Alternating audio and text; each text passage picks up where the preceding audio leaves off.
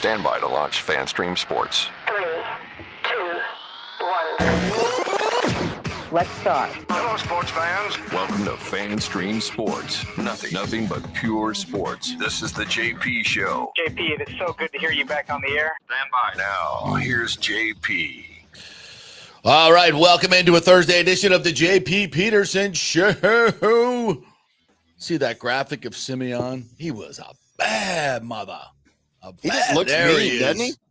Oh, he looked mean, but he's just a softie. Hey, most of them are. Just the nicest guy in the world. He's a dad now. Yeah. I was texting with him last night, and he wouldn't give me the scoop. Dadgummit. He was being very evasive. There you go. Guess you know where you stand now, huh? I know, right? Obviously behind Rick Stroud. Come on, man. Oh, come on. How do you give it to Stroud and not me? Come on, Simeon. Maybe Stroud threw him the gift certificate to Cafe Paradiso. That's right. That's right. What am I thinking? Good morning, everybody. Good morning to you, Tim Ham, from our affiliate in Dallas, Fort Worth, DFW, FanStream. Good morning. What's up, brother? We had our first 100-degree day already of the season yesterday. What the fazoozle? What? It was just 20 degrees there like a week ago. Welcome to Texas. Good God. 100 You got degrees 100 already? Yep. Jiminy Christmas. Climate's going crazy. Time to hit the pool, I guess. I'm going to die. Somebody posted this thing from CBS News like in 1984 or 85 or something with a very young Al Gore saying Florida's going to be underwater by 1997. And they showed a map of Florida with just like, water everywhere. Like Orlando was now the beach. That was it. Like in 2002, Florida's going to be underwater. Yeah. Again, it's not happening. Anyway, what a great day to be a Buccaneer. We got the schedule out, so we're going to get to the schedule here. Boy, I think the Bucs got a great schedule. Not mad. No, I think they really got a great schedule. I like it. I like it a lot. So we're going to do that. Simeon Rice might jump in here somewhere. We'll see if we can get him on. If not today, we'll get him on some point. As I mentioned, he's a new dad. I said he's absolutely loving being a dad. Still in great shape. Just one of the best interviews in the history of the Buccaneers. One of the best dudes and one of the best players. He was when you talk about an elite pass rusher, that was the guy coming off the edge, long arms, 6'7", great get off, super athletic. I mean, he's the pro. To me, when I think of an outside edge rusher, I think of Simeon Rice. Mm-hmm. I really do. I mean, LT was a different kind of cat, obviously, but Sim was just 122 and a half sacks, I believe, in his career. Hall of Fame worthy numbers. Mm-hmm. I think a lot of people say, "Oh, we didn't play the run, whatever," and I'm like, I don't remember that. I remember him being a bad mofo. I don't remember that either. Yeah, so he's going into Illinois the Ring kid, of Honor. right? Yep. University of Illinois. Grew up in Chicago, I believe. I think he still lives there. But yeah, he was awesome. John Hill says Simeon Rice was drafted by the Jags. No, he's drafted by the Cardinals. Yeah. I don't think he was drafted by the Jags. Yep, Cardinals. I do not think so. Third overall pick. Rick in there already. Simeon Rice told Brody Brazil about the Ring of Honor. There's a video coming later today. I wonder if Brody knows how famous he is on this show. On this show, right? Absolutely. Only on this show. Christopher Cole said, I had a hint that Rice was going to be in the Ring of Honor. What was your hint, Christopher? What was it? I don't know. You're not going out on a limb there either, by the way.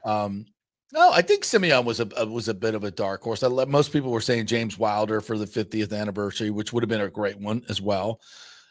Why he's not in, I don't know. It's kind of weird. He's the Bucs all-time leading rusher. I don't know, but he'll be in at some point. I thought the 50th year that would be good. People talk about Gruden being in the Ring of Honor. He already had a ceremony, so I'm not sure he's going to get another one. Just they put him back in. I think you're just going to put it back up there. Not a whole lot of fanfare. Of course, he did the schedule release yesterday. Did you see the video? I did. I don't know what he's on, man, but I need to take some of it. He is high energy, bro. He is more energy Outstanding. than I do, and he's a lot older than me. Somebody, like when he first started doing the box opening things, he was like, trying to use a spoon or something, a credit card key. Somebody is finally like giving him a legit like hunting knife.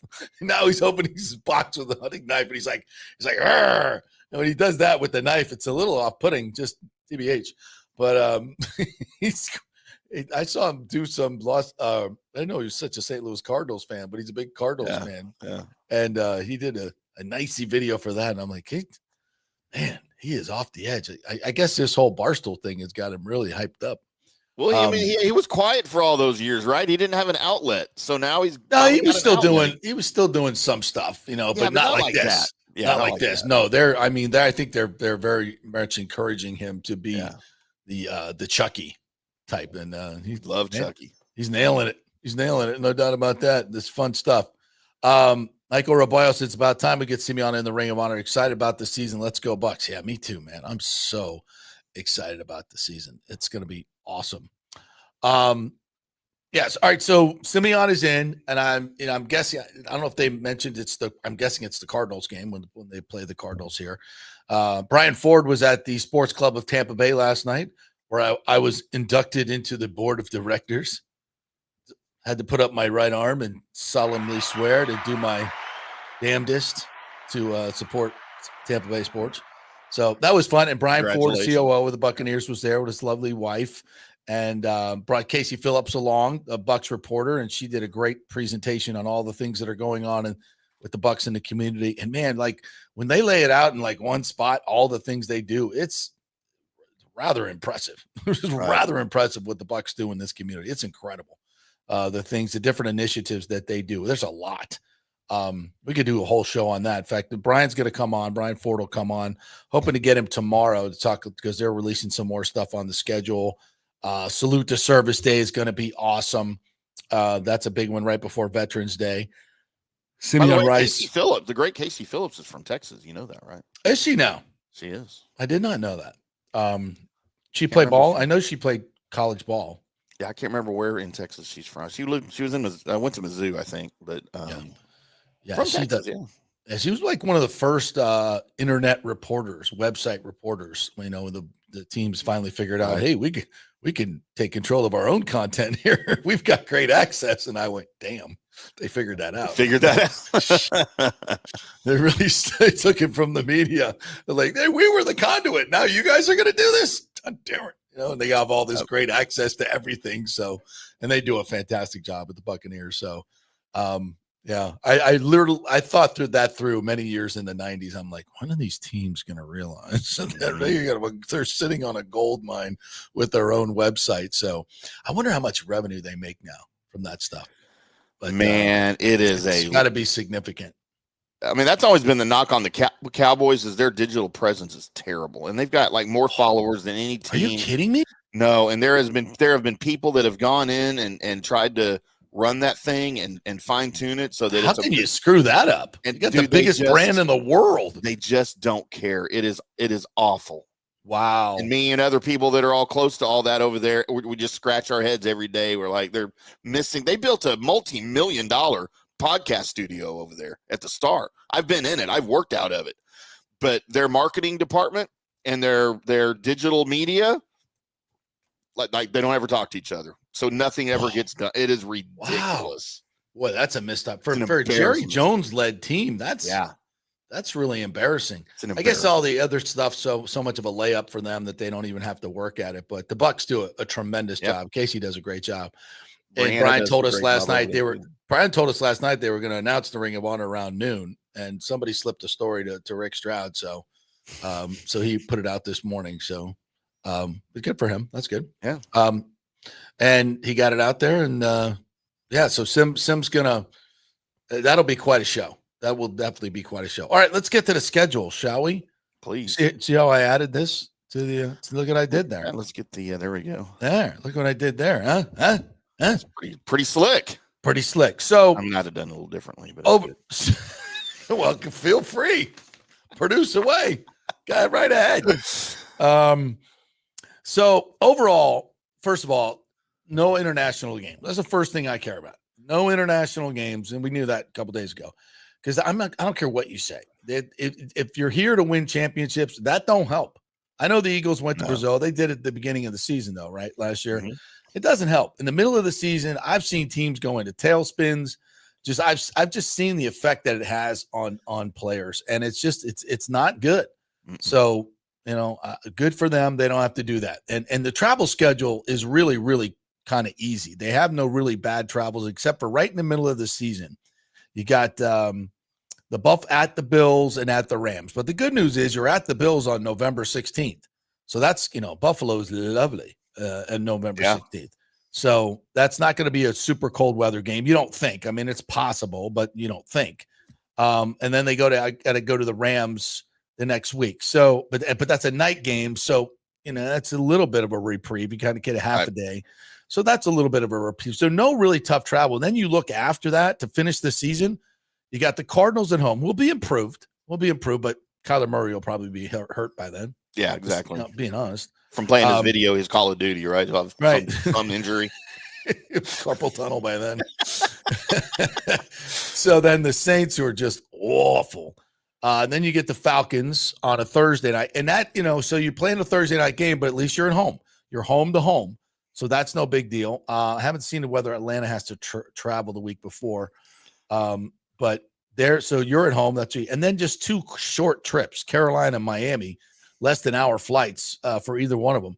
So I think that's great too. So 4 of the last 6 against some really beatable teams. Just like last year, you got those last 6 games to really kind of save your season or improve your seeding or whatever you want to do. Get ready for the playoffs. You should be on a good run going into the playoffs. So that's good. And early in the season, so you start at the Falcons. I don't like starting the season with 2 road games for some reason. I don't have a problem. I don't like that. Because you're not at home. Your home opener isn't until the 3rd week, and it's a day game in September. Yeah, the 1 o'clock, the 2 1 o'clocks. I don't like those. There's no reason for that. Like, why not make them 4 o'clock games in September? Especially the Eagles game, right? You would think game. That makes no sense. Yeah, that makes no sense. One of these games should be a night. Both of these games should be a night game. Yep. Honestly, if there's one bad thing about it, and it's, it's more for the fans. Honestly, two September games at 1 o'clock are just brutal. Absolutely brutal. The good news is you got 3 September, and then you have an October, which will be brutally hot too. October 12th is no fall here. It'll be hot then too, but you could get a reprieve. You might be able to get a little bit of a reprieve, but one of these games should be, if not all of them, should be 4 o'clock or night games. That's the only beef I have. Now, from a tactical standpoint, it's the same for both teams. So right. So when I look at the schedule from a tactical standpoint, juxtaposition, how does it affect you from a physical standpoint in travel and cold weather? I think it's great. You got. I don't mind the 2 games on the road because you're coming out of training camp. You should be well rested. So you kind of get 2 road games out of the way early on. They did this a couple of years ago with Dallas and someone else, I think maybe New Orleans, and they started 2-0. And then, of course, they dropped some games at home. So, I don't mind it. And you go into Atlanta week 1. Part of the reason we lost twice to Atlanta last year was one of the games we were coming off. One of the games was a Thursday night, and we had to travel. Right. And that we were coming off that game, I think it was against the Eagles, where it was 200 degrees and everybody was in the ice tub and they were just absolutely spent. And I even said it on that Monday. I said, this is going to be tough.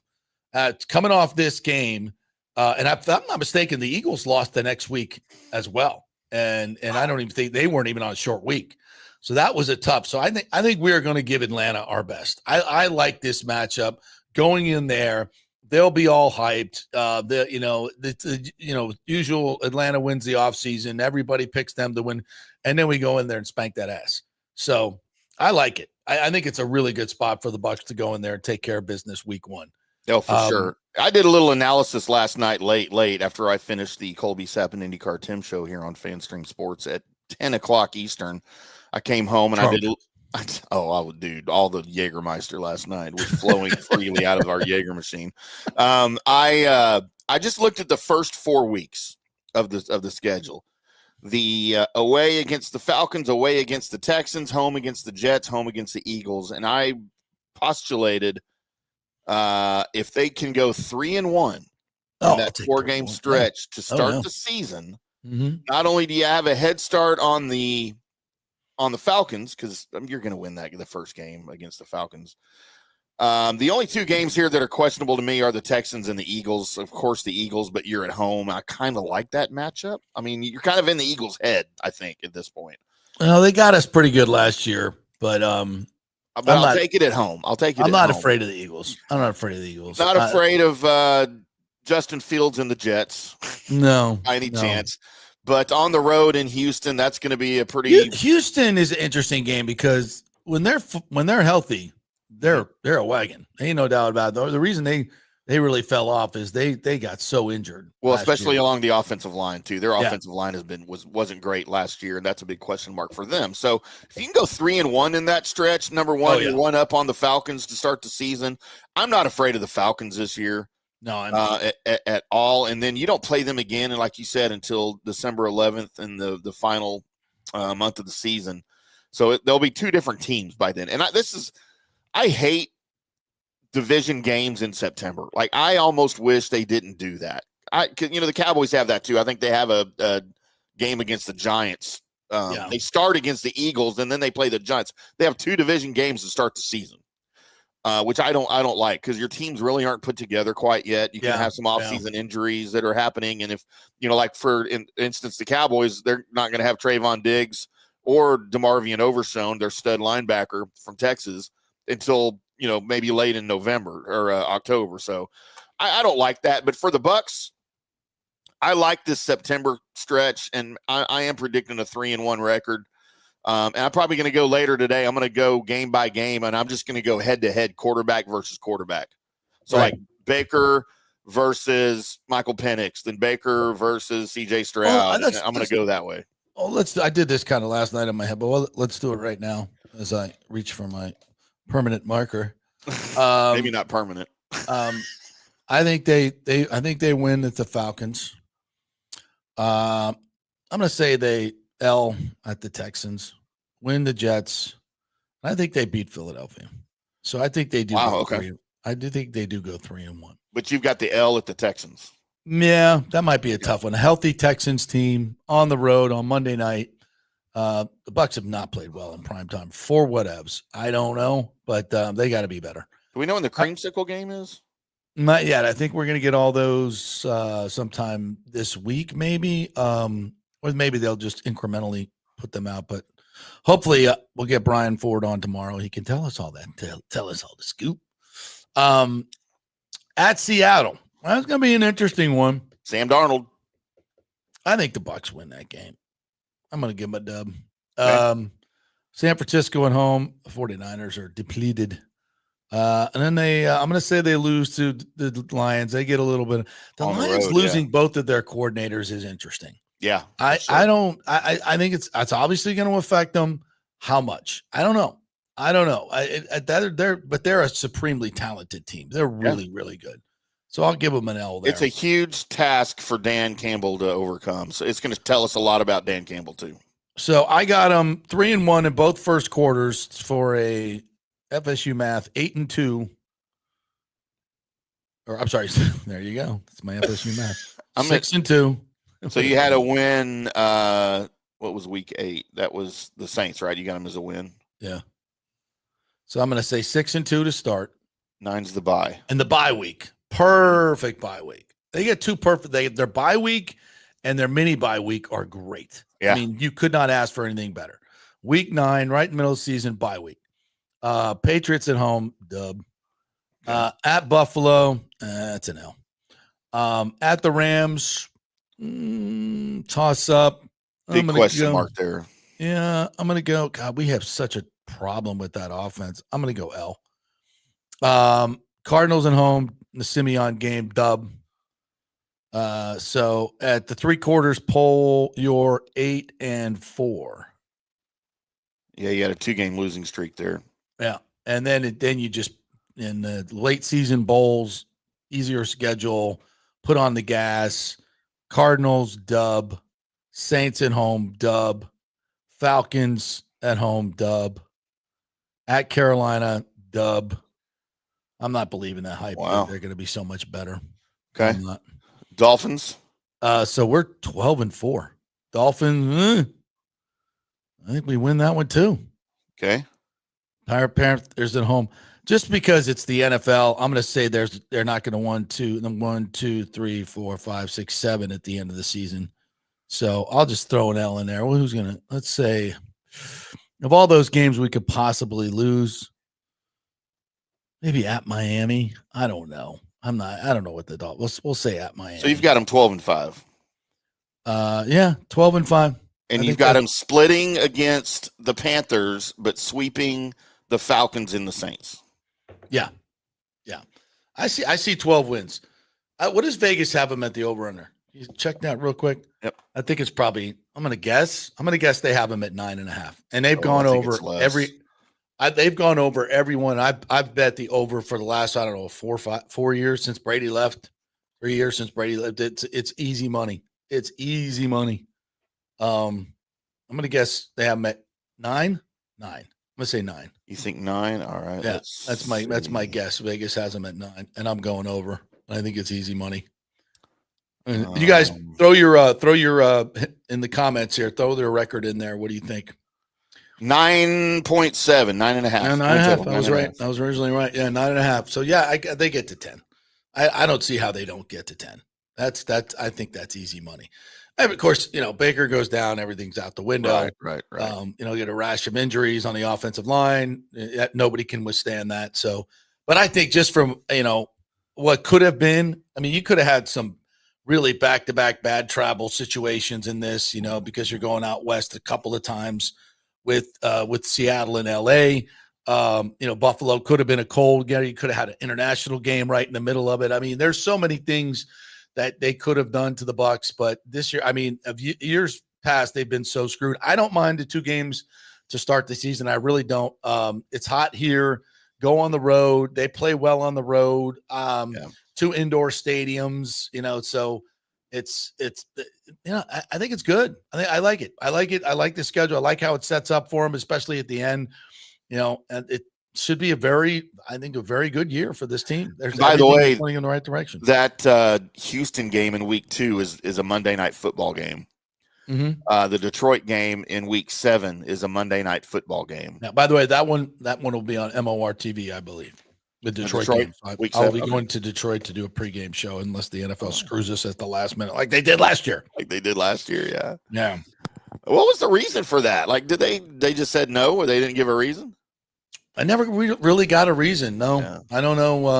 I don't know what it was all about. It just, they signed contracts and everything, but they had an out in there, and NFL took the games back for whatever reason. This was kind of weird. By the way, per cost NFL MOR TV a lot of money. Oh, I bet. Yeah, with your advertisements that you sold and stuff. Yeah, all that. Yeah. The teams ahead of the Bucs in win totals, and this is per NFL.com. The Rams are ahead at 10.5 projected, and get this. The 49ers projected 10.5. I don't understand Where's that coming from? Where is that coming from? The Lions 10.5. The Commanders 9.5. They're right there with them. Mm-hmm. Eagles 11.5. And that's the only teams ahead of the Bucs. Yeah, wow, that's. I don't understand San Francisco though. Yeah, that's weird. I would definitely put. So where are the Chiefs? Where do they have the Chiefs? Maybe these are just NFC. These must just be NFC teams. Okay, yeah, I think you're. Okay. Well, yeah. Here we go. Win totals. Is this everybody here then? Okay, yeah. Ravens 11.5. Bills 12.5. Chiefs 10.5. Wow. Yeah. The Broncos are a win total is push. I will definitely go under. I'm definitely going under on the Chiefs. I think they take a step back. Me too. We did this on 12-0 and 1-score games again. Doubt that. Yeah. So before the season starts, JP, I don't think we did this last year. This is something Colby and I do on our show. The week before the regular season, after the final cut down to 53, we always do our projected division winners, conference winners, Super Bowl matchup, all of that. We do a show where we do all that, and then we go back at the end of the year and we laugh at ourselves because of how wrong we were. We need to do that here as well. I think it'll be let's do it. Fun. Yeah, it'll be fun. Yeah. Some comments out here. Daniel Rivera says one day Gene Deckerhoff needs to be in the Ring of Honor. He's going in. Probably wait till he retires. I think this might be his last year. Michael LaRue, good morning to you. Said Simeon Rice was a game wrecker. He could single-handedly take over a game. He would beat Michael Vick all by himself. The Bucs didn't win a Super Bowl without him. No question. Absolutely no question. He was an incredible difference maker, especially in that Super Bowl. There's a bunch of guys could have won MVP. We love that Dexter got it. But lots of guys could have won. Could have given it to the whole defense, really. That's probably would have been more appropriate. Kevin Hardy from Illinois was drafted by the Giants. That's who you're thinking of. Yeah, similar players. Yeah, absolutely. Tim, did you say Patrick Reed 90-1 odds PGA? I did. He was my dartboard pick at 90-1 to win the PGA Championship. He could win any tournament anytime. That's true. Yeah. He especially in the majors, he gets hot. Yep. Yeah, they won the Masters. Yep, he did. That's part of the reason I picked him to win the PGA at 90-1. How about that value, Johnny Gerber? That's a good value. He ain't gonna pick Patrick Reed, No, he's not gonna pick Patrick. Personal. Daniel Rivera, Simeon Rice was third overall pick in 1996 by the Arizona Cardinals. His first pro number was 79. Can't see Sim in a 79. Sounds weird, doesn't it? Yeah, 97 is a cool number. It really is. He finished his career in Indianapolis wearing 78. Ugh, yuck. Yeah, he wore 79 his first year in Arizona, then he switched it to 97. It was when somebody else wearing 79 in 1996, and then of course 97 with the Bucs through 06, and then 97 with the Broncos in 07, and 78 with the Colts in 07. Yikes. He played for the Broncos and the Colts in the same year. Weird. Yeah, that was a weird end to a really good career for sure. Yeah, a lot of that happens to a lot of guys. B says JP on some board of directors. Some board of directors, the Sports Club of Tampa Bay, my friend. Very prestigious group. Founded by George and Leonard Levy back in the 60s, my man. B made an appearance on the golf show last night, too. Oh, good. He was trolling Johnny about Billy Horschel. And no, there is no 5-game lunch stipend, my friend. Wish there were. Johnny, I need to get on one of those boards. Johnny kept me on my Barisma board. How do I get on the Barisma board? Johnny kept going, hey, Tim, make sure you send B a hat and a shirt. And I'm like, he's never going to tell us who he is. Like, he's certainly not going to give us his address. I can't send him anything. Yeah. But we would. For God's sakes, do something with that avatar. Like, what is that? It's bad wallpaper. It's like, really, what is that? Like, do something. At least make it like a letter B or something. Has anyone done a wellness check on Brian Auld? Oh, no. You haven't seen or heard from him in months. Oh, no. Yeah, when those guys aren't shilling for some stadium, what do? They have other things going on? I don't think so. I mean, like, they just collect money, I guess. He's probably like, oh, glad the stadium thing's over. I'm exhausted from lying so much. God. It's got to go back to Montreal. My God. All these media appearances I'm not doing. In front of these people that sell this garbage. I mean, can you imagine him and Stu having that conversation? Okay, here's what I want you to do. We have a stadium in Montreal. Again, I'm telling you, people in Montreal don't even want that. We're going to get the people in Montreal to build us a stadium, and we're going to get people in Tampa Bay to build us a stadium. We're going to sell it like it's two smaller stadiums, so it's not as expensive. All right? Yeah, but you're only playing half the game, so it's half the revenue, right? Now, shut up. Stop making sense. Listen, here's what we're doing. Players are going to love it. They have to pick up and move their families in the middle of the sea. It's going to be awesome. And you can like, I got to go out and sell this with a straight face? Yep. That's what you're getting paid for. All right, I need a couple million more. Poor fella. I feel bad for him. And then this disaster. And then like this disaster. Like, wait, what, Stu? Like, I hate, as an aside, I hate doing this, but remember the infamous phone call that Brian Auld made to Commissioner Scott, I believe it was, where he, had his moment of clarity and honesty and said, dude, I'm doing everything I can to keep this deal together. Like, hey, what do you just come on, help me out here. Help me out a little bit. Of course, which he said he never didn't say, but whatever. He said it. he said it. I like he must have been like, I do. I feel bad for him. And so, I mean, until he takes the money to the bank. So, but yeah, he had to be the public face of all that. Yeah. Sorry. I know. Yeah. I know we promised all this stuff and, we're going to do this for the black community and the Gaswood plant district and championing that. Like, we're going to make, get all this money. You deserve this. We're going to make you guys whole. But yeah, no, we're not doing that. Yeah, we're not. We can't do it. We can't. We're pulling out. They're pulling out. I mean, what an absolute. And of course, send a letter. Maybe go in front of the commission and say, "Listen, sorry for wasting your time. I know we promised all this. Apologize. Blah blah. Any no. Sorry. No, you delayed. You delayed it. It's your fault. Wow. That's not going to look good in the history books. It's not. It is not. No, so that's a great question. No, on a personal level, Brian, I hope you're doing well. I'm Maybe sure he's we do need to vacationing send a at some wellness wonderful spot in Italy on the Amalfi Coast. So it's probably not that bad. Bucks basement, I can already see where Bowles' 4-game losing streak comes into play. What? Eagles to Lions or Pats to Cardinals? Wait. Eagles to Lions. Why does it have to be a 4-game losing streak? So you got them losing Eagles, 49ers, Lions, and that ain't happening. Boy, I don't know. Anything's possible. Although that's happened before. Or Pats to Cardinals. New England, Buffalo, at Rams. They're not losing to the Cardinals and the Patriots at home. If they do, yeah. I mean, they're going to lose a couple that we don't think they're going to lose, right? Of course, yeah.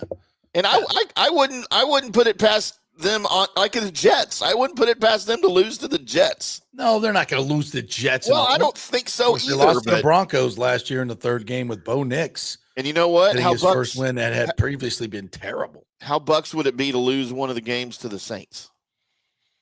Well, the Saints always get us. I mean, they in years past, I think we've pretty much owned them recently. Like you could feasibly split with all of your division rivals. And I wouldn't put it past them. I think we're better than that. You're not split with the Saints. The Saints are awful. The Saints are awful. They're the Saints. Yeah, but who's quarterbacking? Spencer Rattler? Doesn't matter. I mean, I'm more worried about who's coaching them. Maybe it'll be Aaron Rodgers. Could be Aaron. You know what? I'd much rather see Aaron Rodgers in New Orleans than in Pittsburgh. Yeah, we'll see. Michael LaRue says 67.5 sacks in 87 games as a Buccaneer is insane. Can he still play? I think he could. It's a shame he was dumped by Bruce Allen after he reported for training camp in 07. Yeah, I don't know. I don't know why. I don't know. It's a hell of a player. And all the Michael LaRue said all the home games are at 1:00. But not all. I mean, most of those are in the end of the year where the weather will be nice, so it's okay. But I do like night games. I like night games.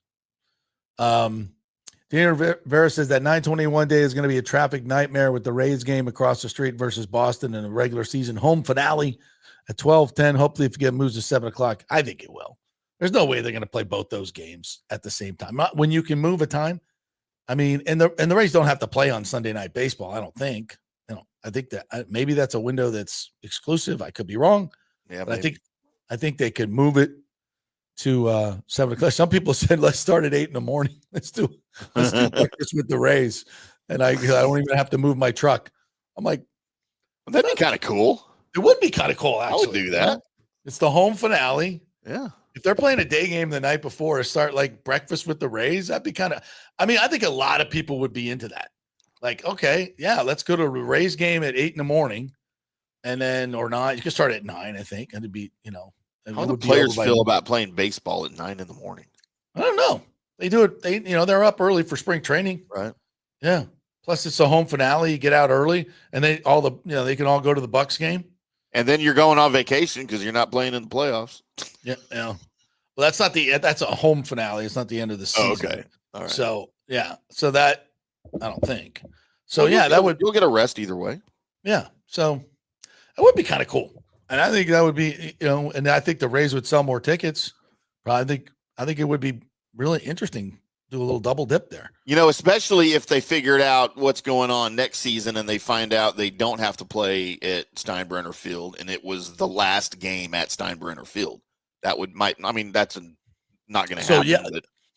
Yeah, that would be fun. Yeah. Yeah, is the roof fixed yet? Hasn't been started yet. I don't know. To me, it looks exactly the same as it did 6 months ago. Yeah. Rick says, don't worry, the Rays will be 30 games out by then. Nobody's going. Well, then all the more reason to do something interesting to get people to go to the game, right? Yeah, remember I said when they announced this bit where they're playing at Steinbrenner, I said, you know what? It's a smaller ballpark. They need to bid up some of the games like minor league does, right? Like these attractions that some of the double and triple A teams do for the fans, whatever hot dog night or, I know here in Frisco. Hot dog racing night. Everybody gets a costume. They did boy band night here in Frisco for the double A Rough Riders. And they had like boy band kit guys there. Like some of them from NSYNC were there. Some of them from Backstreet Boys were there. Oh, that's awesome. They did like a concert after, with all of them. But the team wore uniforms with the faces of some of the boy bands on their uniforms. It was freaking awesome. Nice. Yeah, it was awesome. Ashley would love that. She would love that. Boy band night at the game, Scott Valdez says 10-7. Bucs Basement's 10-7. Daniel's 11-6. I guess I'm a little high. I'm a little not unusual. Michael LaRue says the Rays and Red Sox are off 9:22, so the 9:21 game could easily be moved to 6 o'clock. Yeah, that's no problem. I mean, I can tell you this. I will doubt very seriously if they're going to play at the same time.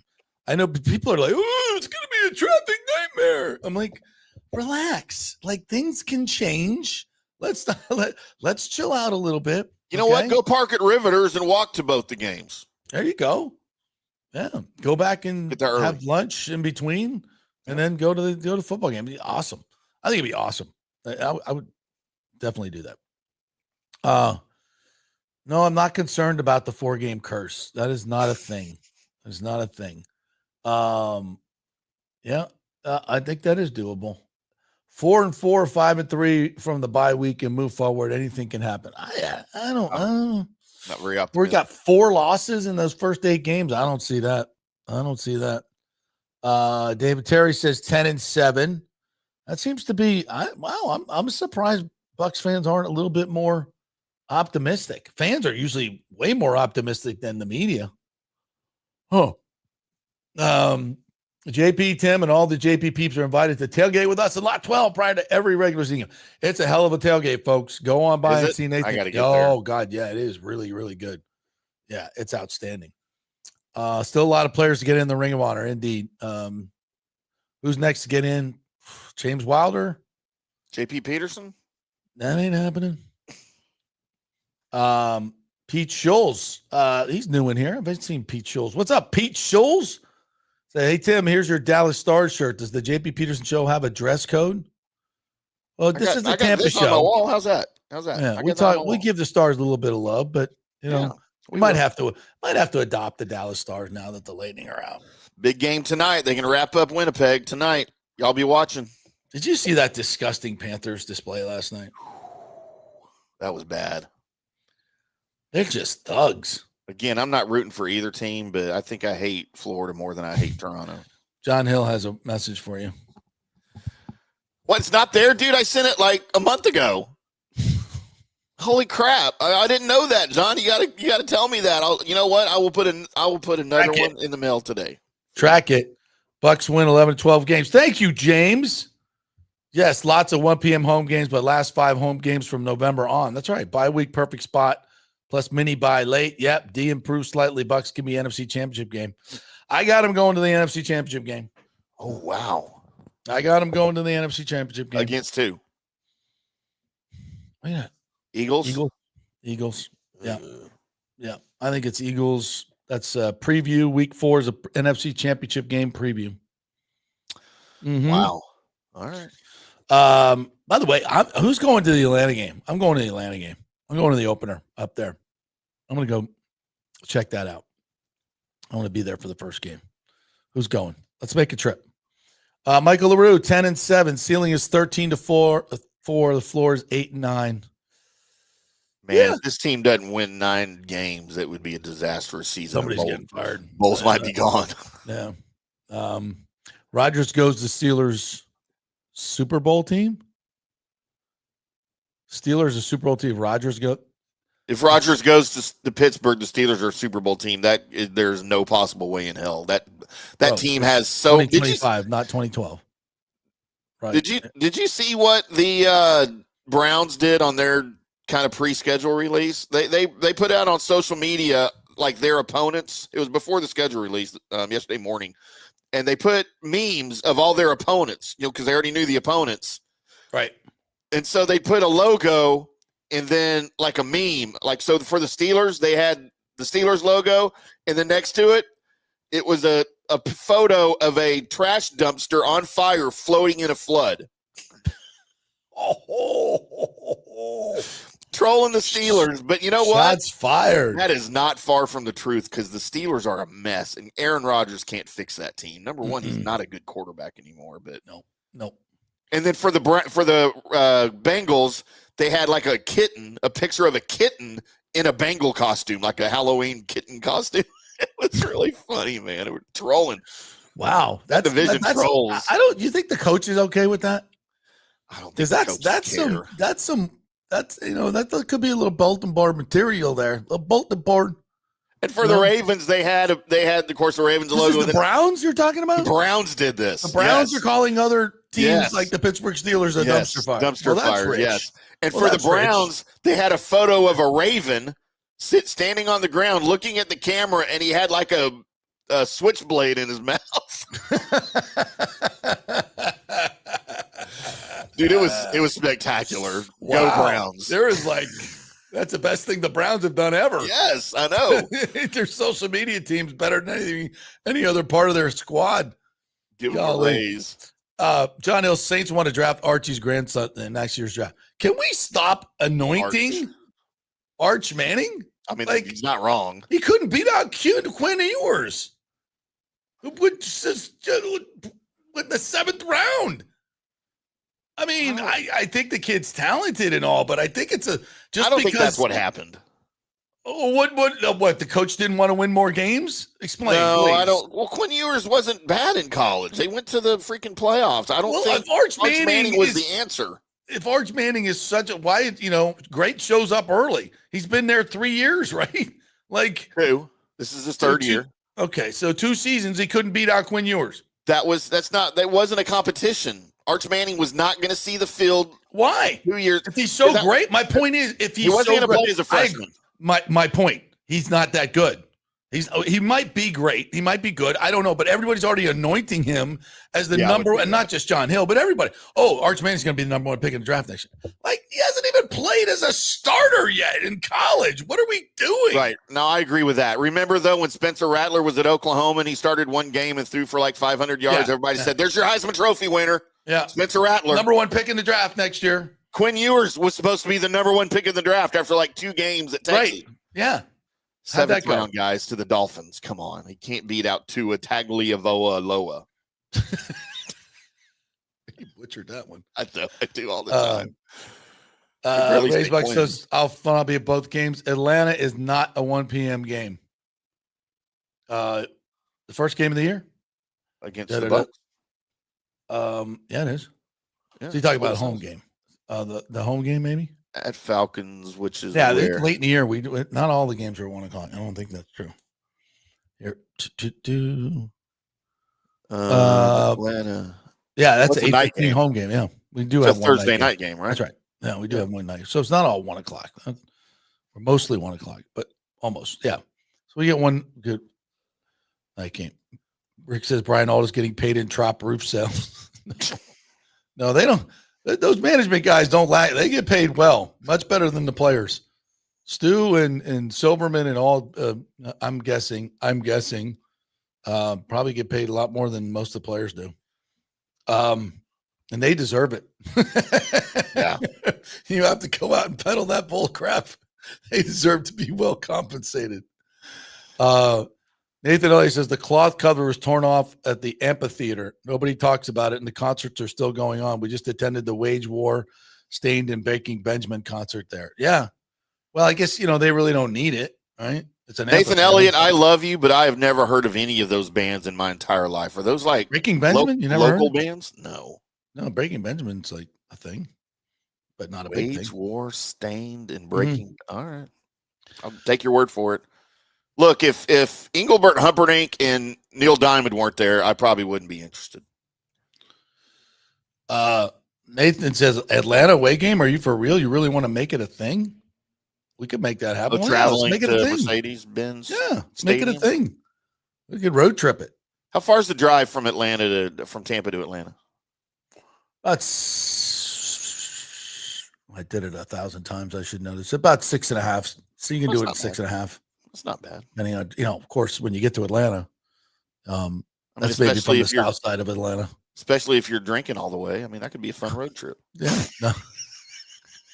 Not driving. Just with the passengers, which I guess is still illegal. You have to get through the gauntlet of South Georgia lawmen that are hanging out on every bridge. They have the guy on the bridge, and then they have 4 cars lined up on the on-ramp so they can get speed going down the on-ramp. Right. The guy shoots you on the bridge, and then they dispatch the bail bondsman. And if they see Florida plates on the cards, extra attention. And they take cash, by the way. They take cash right there. Of course they do. I would too. Watch out. I would be the most crookedest cop ever if I was a cop, man. I'm telling you. It's a lot of that going on. B says if they win 13, Baker getting $200 million contract. Daniel Jones got 160. Yeah, that Daniel Jones that was contract. The Giants, though. All right, let's take a break, and we'll come back on the other side. Ken Eriksen, USF softball coach. They are headed to the Tallahassee Regional. They will play Auburn. A lot of great stories, a lot of great local stories, and we also get into it with Ken on the NIL and what it's doing on college campuses, and some great history of USF. It's a great interview, fantastic interview. Ken Eriksen, always entertaining, even if you don't like women's softball, which why don't you like women's softball? This is a great team. They're headed to the regional, so we will do Ken Eriksen next. We are brought to you by the Jeeves Law Group, JEEVES lawgroup.com. Go to jeeveslawgroup.com. It'd be your first call after you get in an accident. Absolutely. Scott Jeeves comes on the program. Great dude, big Gator fan, local benefactor, local company. They know the local legal landscape. That's very important. Don't just become a number and some guy trying to steal our raise. Don't go with that group. You want to go with the Jeeves Law Group, JEEVES lawgroup.com. Non-attorney spokesman, offices Tampa, St. Pete.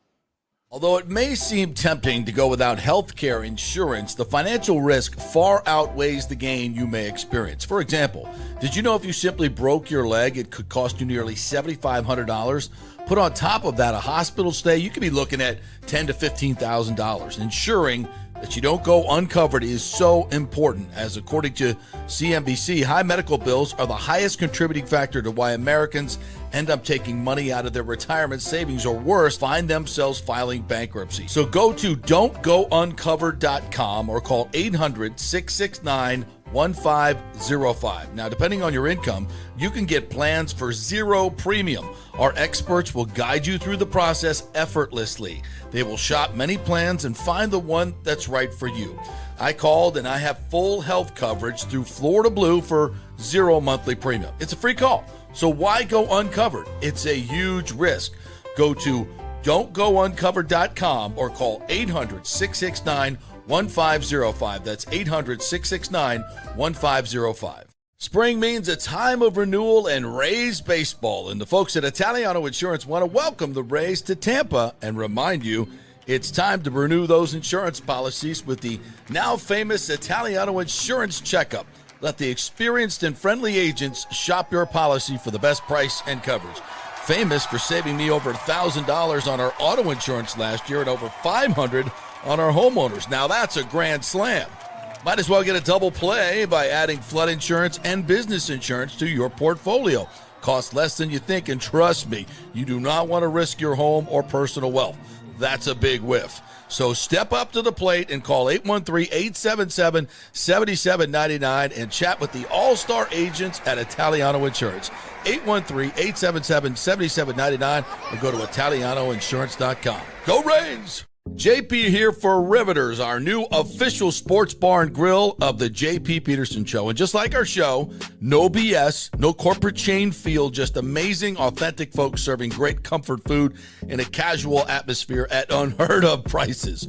Riveters is located just south of Raymond James and Steinbrenner Field on Dale Mabry, walking distance to the park. So free parking, great place for pregame and postgame. Let's talk about fresh food. Nothing is frozen. Burgers, wings, prime rib, roasted fresh daily, never frozen. That makes a huge difference. The mahi, the salmon, also super fresh. All our sauces are original recipes made in-house. Our Warhawk chili and fully loaded potato soup is made fresh in-house. It's the best food anywhere, served by people who actually care. Riveters on Dale Mabry, just north of 275, just south of where the Bucs and Rays play. We'll see you there. Are you looking to renovate your home, rebuild after the hurricanes, or build your dream home from scratch? Well, let me tell you about my friend Jason Fawcett and On-Site Construction. They have over 1,450 satisfied clients, 25 years of experience, over 500 designs, and a talented team of over 40 construction professionals. They believe building something exceptional begins by truly focusing on all the details, even the smallest ones. We understand that construction can be a daunting process, and we're here to make it as smooth and stress-free as possible. Quality is non-negotiable at On-Site Construction. We use the finest materials, employ the most skilled tradespeople, and adhere to the highest industry standards to deliver a product we're proud of and that you're going to love. Our project management is meticulous with a focus on completing projects on time and on budget. Your happiness is our primary driver. So give us a call at 813-579-5789 or check out our incredible website at onsiteconstructionfl.com. Let's go. Right now, back to the show on FanStream Sports. All right, welcome back to the JP Peterson Show, brought to you by On-Site Construction and Restoration. You're thinking about doing something at the house? You want to do an add-on? You want to just do redo a room or something? OnSiteConstructionFL.com is the website. Jason Fawcett, good friend of the program. He'll be coming in next couple of weeks. If you want some home improvement questions, he'll handle that for you. You can go to the website, give him a call or email him, set up a creative meeting with him. You look at the website, see what they can do. If you need some more room, an add-on, and these are construction jobs that are not, you don't want to just give to anybody because the inexperienced people working within your existing home can screw it up. On-Site Construction are experts at this type of deal. So go with the experts, the reputable folks that have been around for 20 years, over 1,400 jobs here locally, and look at all the great reviews. Hiring a contractor is a very, very important thing. You got to get the right guy. If you're shopping just for price, that is a really bad idea. Go with the better construction companies that have great reviews. It will be worth it. So he doesn't have to come in and redo the work that some other idiot did. That happens all the time. So OnSiteConstructionFL.com. Give him a call and please tell him JP sent you. All right. Ken Eriksen, longtime USF coach, over 28 years of coaching, went to school there. Just an overall tremendous dude, Hall of Famer in the Tampa Sports Club Hall of Fame. We inducted him a few years ago. That event's coming up on the 7th. He'll be there as well, as many of our former inductees will be. It's going to be a great event, which I am so lucky to MC again this year. But had a chance to chat with Ken a couple days ago. They've already left for the regional. They'll be up in Tallahassee this weekend as USF got a great team full of local players. And there's a great conversation in there about Derek Brooks, longtime Seminole icon. His daughter now plays third base for USF. So, and she is a tremendous player. So, Wow. Yeah. So if USF advances to play FSU, who's he going to be rooting for? Well, you'll find out in this interview. Here we go. All right. We want to welcome in the great Ken Eriksen, 28 years now at USF. And still winning, coach. Still doing it. On to Tallahassee, my old stomping grounds for the regional here. You guys win another conference championship. Congratulations.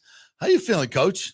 Not bad, but it ain't 28 years. It's been since 1979, actually, as a student athlete, then an assistant coach, and then continued on. So, holy smokes, I think we're talking 46 years, right? Wow. Well, Yeah. that's a lot.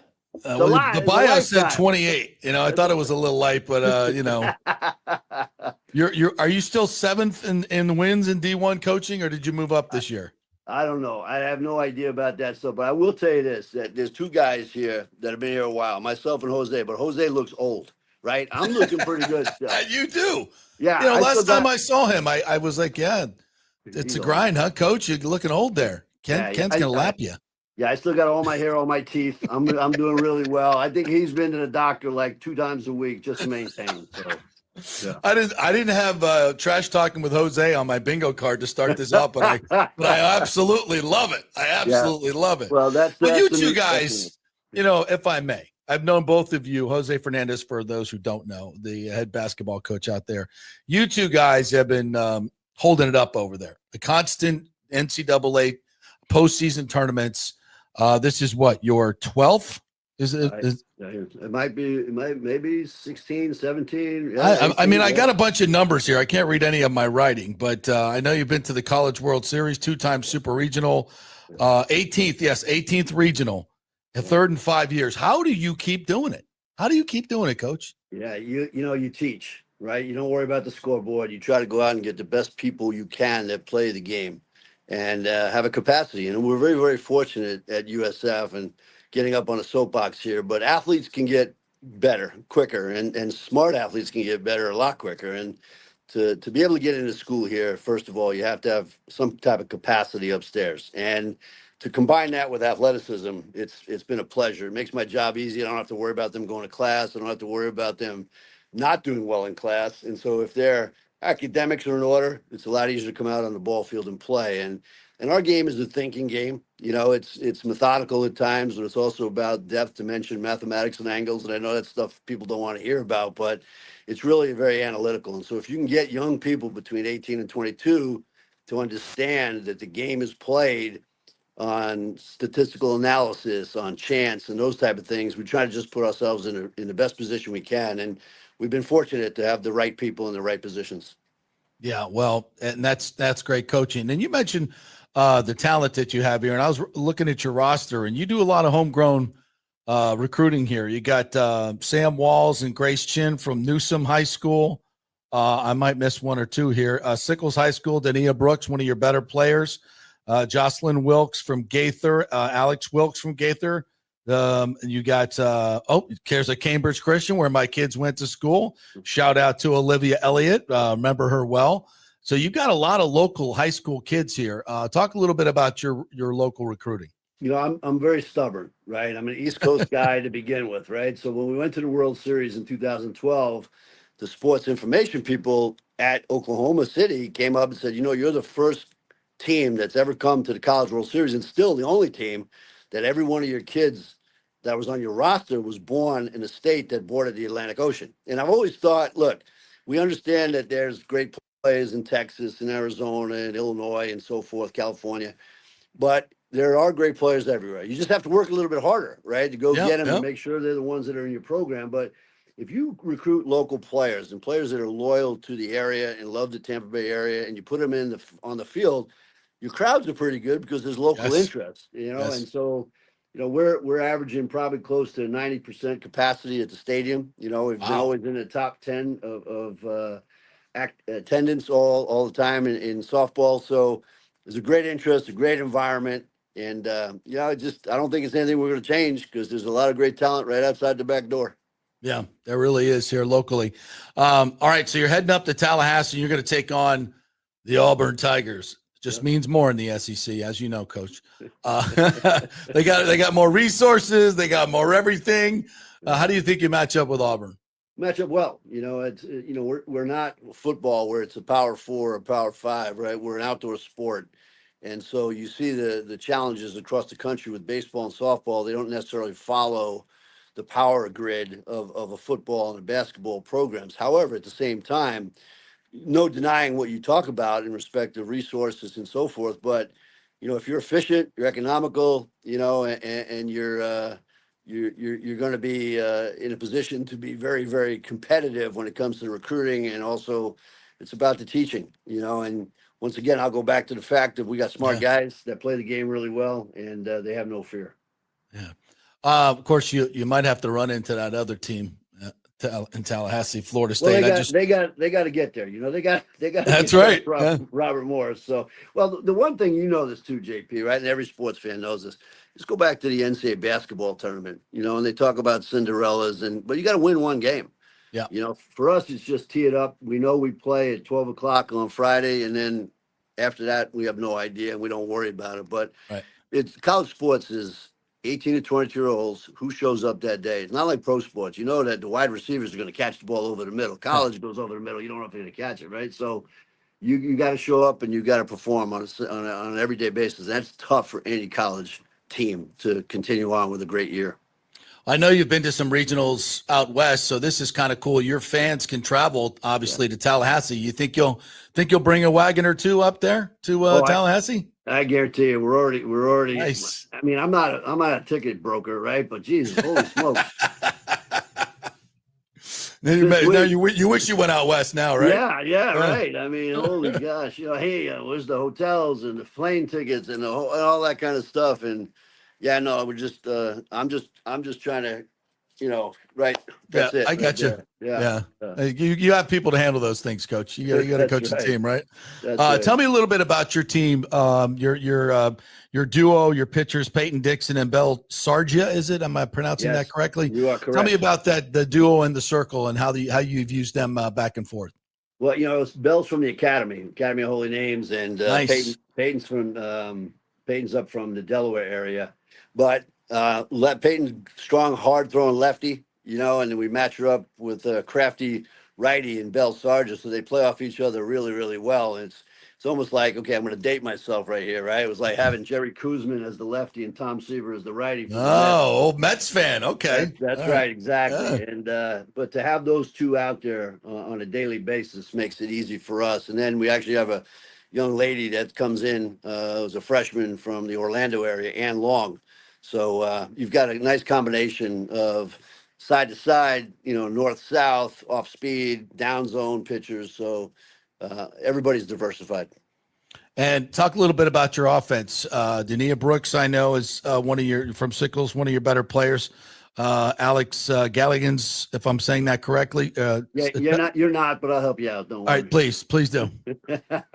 So Alexa Galligani, who's from White Plains, New York area. Her dad was a major league prospect. He made it through the minors, but she's a heck of a hitter, and probably one of the smoothest hitters we've had, outside of freshman Karis Pierce right now, who is actually from across the bay, right? So you've got two lefties that swing it well. You've already mentioned Elliott. Alex Wilkes is swinging it really, really well right now. Dania, her dad has a tendency to take credit for her for no reason at all. I actually think that, thank goodness for mom's athleticism in that family.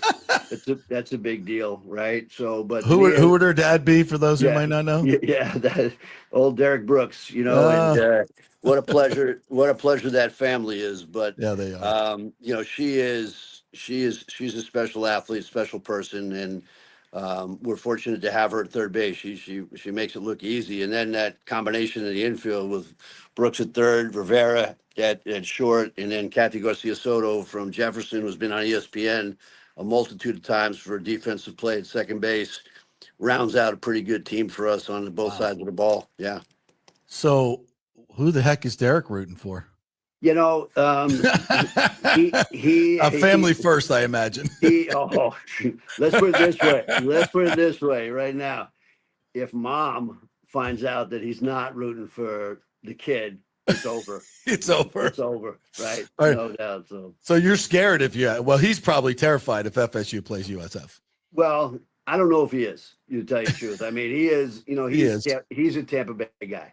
Yeah. And above and beyond anything else, he's such a loyal family, loyal Tampa Bay guy that obviously, if he had maybe a relative on FSU, that might be a little bit different. But right now, he's all in with us. He's been that's awesome. Such a pleasure over here at USF to be with. He's also part of the the group over with the Lightning. So he's Tampa Bay through and through. He reminds me so much of Leroy. When Leroy was here, and such great human beings to begin with, and Wow.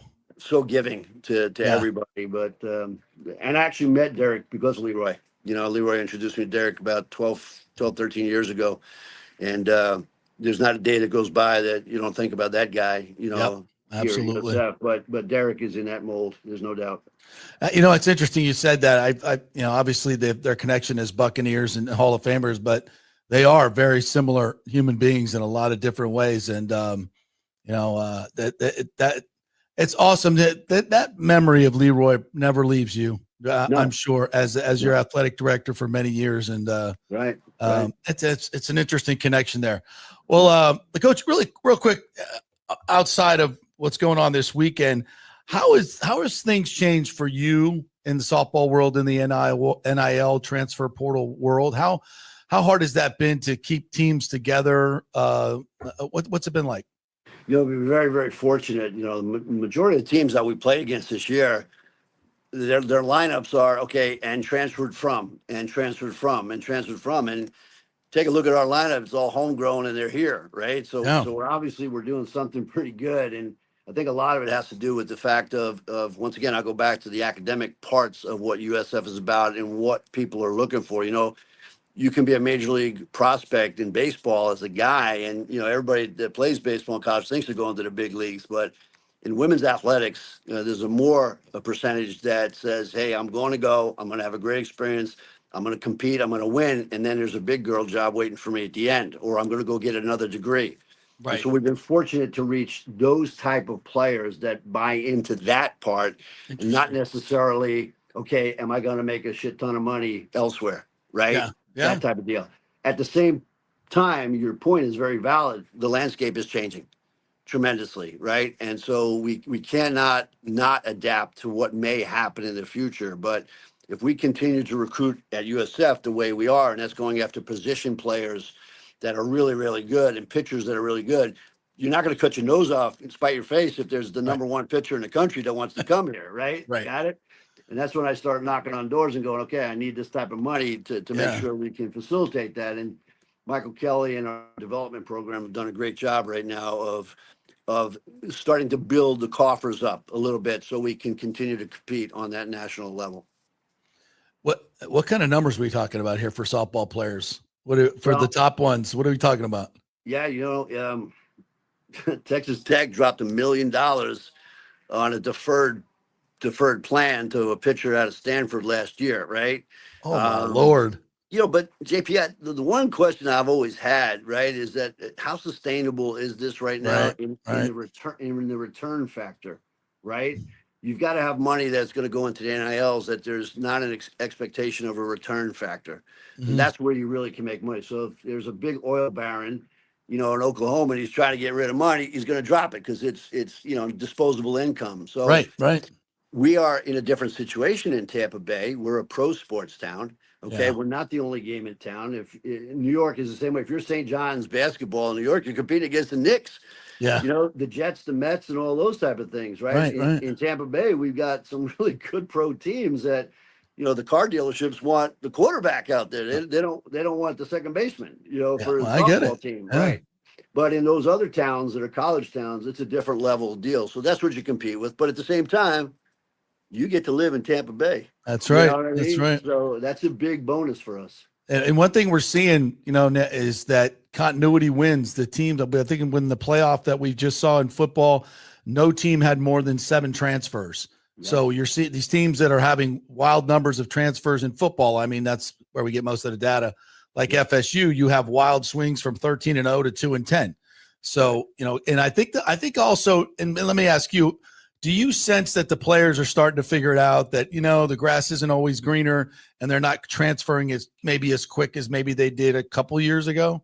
I think you're right. I think people are figuring out that the saying that we have, the grass isn't greener on the other side of the fence. It's on the side that you water it the most. That's right. And people are like real estate. The more you keep them, the more valuable they become over time. And so do you want to win a championship? because that's what people remember. They're not going to remember your 328 batting average. They're not going to remember, hey, I caught 17 passes in 2 games. But they are going to remember when you're wearing that ring, you know, and then you got that number on the board because you're a champion the rest of your life. So I think there's a value to everything you do. Okay. But the people that we're getting phone calls from and like, hey, this kid wants to play for you. How much money do you have? And I'm like, well, she's not for us because that's not what I want to hear. Right. You know? Yeah. Right. Interesting stuff. Hey, you've been there, as you said, many, many years. Football stadiums, you know, grounds broken. Michael Kelly's doing a heck of a job. You've seen, you know, so much growth in facilities there, the softball stadium, baseball stadium. I mean, can you encapsulate what you've seen over your lifetime and kind of verbalize the momentum that USF has right now? So leaving my freshman dormitory at the University of South Florida, walk to the baseball field, okay, right, and end up with the sand spurs up my socks and the red ant bites, you know, up my legs, right, and then be careful because if you walk through the fence, you might need a tetanus shot, you know, as the chain link would surround the ball field, and then you go down the batting cage and you're in 2-foot, you know, depth of dirt because, you know, there's no grounds crew. To what we are in right now is the Taj Mahal of what's going on. And it's amazing what's happened. My first day on campus, I'm driving down 2-lane Fowler Avenue. All right. And I'm not even sure that Bruce B. Downs even went past, you know, the hospital over there. There was nothing up on 54, right? It was all cow pastures and this and that. And you could, and if the wind blew right, down here, you smelled it, right? Pretty good, right? between the bush hops and the dung coming from the north, it was amazing. But what we have right now is people come back here, even in the last 10, 15 years, and just go, oh my God, you know, what is going on right here? You know, I mean, when I first came down, the only building downtown that was the Sky was the First National Bank building. That was it, right? It was the pagoda type building, and now the skyline is indicative of the university's growth also, right?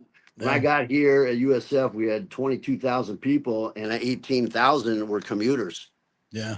Okay. You know, we have 18,000 beds on campus right now. I mean, that's a huge difference. And then to your point, the capital projects, you know, and now a football stadium going on. I mean, I used to walk to the business building. There was a guy in a lemonade booth that was taking donations for a football team. People are dropping quarters on 25 cents and $1, right? And now we got Leroy that came in here and got $50,000 donors, a bunch of them, and now we got a stadium coming on campus. And Alex Golish is doing a heck of a job. He's got us back in the national spotlight. I mean, what a place to be right now. Yeah, awesome stuff. Well, Coach, congratulations on all your success. We're rooting for you. Even if you play FSU, I'm rooting for you, partner. You're like family. So I'm kind of like Derek with that as well. So go get him this weekend and good luck. JP, thanks a lot. You got it.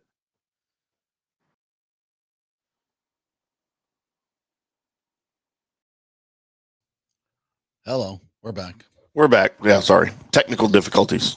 One of the best in the business right there. Ken Eriksen, just, you know, Olympic coach, has done it all in the game of softball. And for him to be as consistently good as he is, and, you know, talk about him and Jose Fernandez, and USF is just, you know, we all see the resources. It's a sleeping giant in terms of athletics. We've said this a lot for many, many years. There was a much bigger focus on academics, which is fine. But if you want to play with the big boys, you got to act like it. And they're finally doing that, building the stadium. Michael Kelly doing a great job. The golf team just qualified for the Nationals. They've just almost in every sport, they've just taken a huge leap. And it's because of the support and the resources that they're getting now. It's only going to get better as they go into with the House settlement. They'll have money to pay their players across the board, like many of these teams will. And now it's just time to jump into that upper echelon conference, which I think is coming. I think it's coming. They're in AAU University. They've got, you know, obviously the numbers, the size, the resources, the research. Everything's there. You know, it's just a matter of getting the deal done. And Michael Kelly's the guy to get it done. He's as well connected as anybody in the game. He used to run the national championship. He knows everybody in the ACC. He's worked with these people, Big Ten, all of them. It's, you know, he's the guy. and he's doing a great job. His hires have been really, really good. Big setback losing to Mir, their basketball coach, who was transcendent, obviously, tragically. But Golish doing a great job, and they need to take another jump in football. They really need to win the conference this year. I'd like to see that, or at least be in the hunt, be in the playing for it at the end of the year. And I think that would be a tremendous boost for them because they got everything they need, really. Could they have more NIL? Yeah, absolutely they could. And that's up to the fans. That's part of it now. And as we've said many times, this NIL thing is going to wane a little bit because of the new rules that are going to be implemented with the House settlement. So lots to do there. But this week, it's all about them going up to Florida State, who just lost in a heartbreaker in the ACC championship. But FSU has a great team. Obviously, Auburn, very good. Robert Morris. So it's a tough road to hoe. They've been to the World Series once. They can do it again, and they'll have some home cooking from their fans that will make it up and will drive up for there. If you're thinking about it, head on up. There's a lot of, as we mentioned, a lot of local girls playing for this team. Great article in the Times today, too, about their second baseman who played at Jefferson and her family. And she's a tremendous player, Kathy Garcia Sotos. Mm-hmm. So, yeah, great team to root for. I'll be watching, and I hope you guys will be, too. All right, we'll take a quick break. We'll come back. Scott Hamilton's going to join us live from the PGA Championship at Quail Hollow, where some of the favorites are not off to a great start. So We'll have the update on that when we come back. We're brought to you by the Gold and Diamond Source, where they're going to match that gift card for you or your trade-in. Sorry, going to match the trade-in for you. You bring it in, $2,500, up to $2,500. They'll give you extra for your trade-in. So if you bought a diamond or something for up to $2,500, they'll give you another $2,500. So you got $5,000 to spend on a new diamond. So that's a great opportunity. They're always doing that at the Gold and Diamond Source. So head on over there, 3800 Overton Road. Always online at thegoldendiamondsource.com. Back in 3. Hey, JP here for my concierge medical professional, Chris Lugo, PA. You've heard him on the show for a couple of years where he shares invaluable medical, nutritional, and supplement advice. With Chris, it's like having a medical provider as your best friend. What I love about this concierge service is the convenience and support he offers. I can text or call him 24/7 with any questions or concerns, and he'll promptly call in a prescription if needed. No office visits or copays required. It gives me peace of mind knowing I have someone genuinely invested in my health, not just focused on insurance profits. And the best part, the Bay Area Modern Medical Center's personal concierge service is more affordable than you might think. Don't let insurance companies dictate your health care. Take control of your health and wellness today. Visit BAMMC.com for more information and to schedule your initial free consultation. Empower yourself and take charge of your personal health with BAMMC.com. JP here for the Gold and Diamond Source. We told you about the amazing Diamond Savings Account where your diamond never loses its value. Well, now, through the end of May, the Gold and Diamond Source will double your trade-in value up to $2,500. Just bring in your jewelry to trade, and your $2,500 piece turns into $5,000. It's time to upgrade that ring, earrings, whatever. We have gemologists on site to make the deal. Double your trade value up to $2,500. Get you $5,000 to spend. So go through your jewelry box and get that stuff you never wear and get something new and stylish that you're going to love. Great experience, and we will double your trade-in now till the end of May. We can finance you as well. No interest for 5 years. Only at the Gold and Diamond Source, 3800 Ulmerton Road. Always online at goldendiamond.com. JP here for the Jeeves Law Group and my man Scott Jeeves, who lives right here and has long been a highly respected member of our community. He's a proud sponsor of the Tampa Riverwalk. Jeeves Law Group is also a proud sponsor of our Grand Central District in St. Pete and has neighborhood events throughout the year. He has an office on Central Avenue in St. Pete and one on South Howard in Tampa. You can't get more local than that. So when you need an attorney, are you going to hire some huge firm that advertises all over the state or the one that supports your favorite sports show? It's the Jeeves Law Group. We're local, we're trusted, and we get results. For personal injury and personal attention, call us for a free case evaluation. That's 8889-JEEVES. That's 8889-JEEVES. Hey, Tampa Bay, it's time to get your AC unit ready for summer. And here at Third Generation Plumbing and Mechanical, we recommend getting ahead of the game, keeping your family cool before the hot summer months with one of our maintenance agreements in the hopes of avoiding the dreaded emergency service call. Our maintenance agreements include, we'll test the electrical components, check and tighten high and low voltage wire connections. We'll check the refrigerant for manufacturer's performance levels, test thermostats, calibrate if needed, clean the evaporator coil and condenser coil, and clear and treat the drain line and drain pans. Just call us at 813-961-8024 for the special rates, and a human will actually answer. 813-961-8024 or go to thirdgenerationplumbing.com. Let's go. Right now, back to the show on FanStream Sports. All right, welcome back to the JP Peterson Show. Brought to you by our good friends at Italiano Insurance, 813-877-7799. These folks have been doing this for 60 years, folks, over 60 years, and because what they do really helps you out. They do all the shopping. Shop your homeowner's insurance, your auto insurance, business insurance, all that good stuff, and you get all the savings. It's a no-brainer. So you've heard me say it before, but you haven't done it, right? 813-877-7799. Said, JP told me to call you, shop my insurance, and trust me, they can save you thousands of dollars. Not all the time, but they did for me, and they did for so many other people. So ItalianoInsurance.com, 813-877-7799. And another great local company that we love to celebrate here on the show. Hey, we do have some breaking news. Mm-hmm. The NFL has announced that they're going to allow their players to play in the flag football 2028 Olympics. I always thought that was going to happen. That's going to be kind of cool. Like, I mean, how do we feel about that? I feel really good about that. Although I'd kind of like to see some kind of unknowns kicking ass because those guys can really play. You know, I played flag football for a long time. Mm-hmm. We played in a lot of different tournaments at very high levels. And I tell you what, there are some quarterbacks and receivers out there like you have never seen before in your life. They can really, really play the game. Like I would, if you put together an NFL team, okay, and I get to have the world champion flag football team, I think the flag football team would win because they're so used to taking advantage of the rules. It's a different game. It's kind of a different game.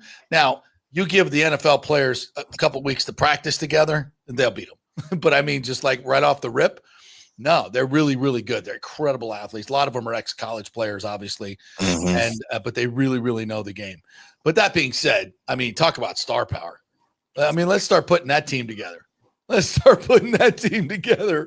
Who would be your quarterback?